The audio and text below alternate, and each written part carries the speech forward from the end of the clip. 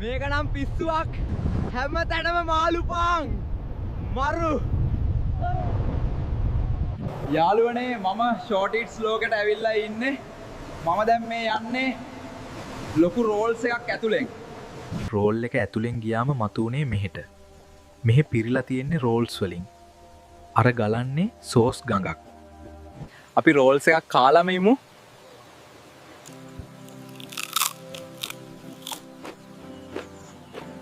යාළුවනේ මේ තියෙන්නේ උළුඳු වඩේ වලින් හැදුණු කුළුණක්.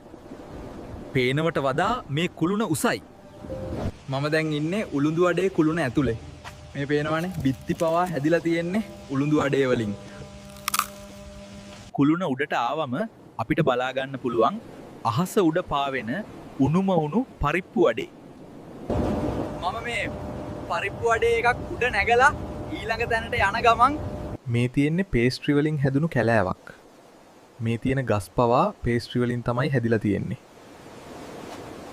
මේ තියෙන පේස්ට්‍රි වලින් එකක් කෑවම බඩ පිරෙන තරමටම ලොකුයි. සැරම සැර ෂෝට් ඉට්ස් ටිකක් කෑවට පස්සේ අනිවාර්යයෙන්ම තේ එකක් බොන්නම ඕනේ. ඊළඟ වීඩියෝ එකෙන් තවත් දවසක හම්බෙමු.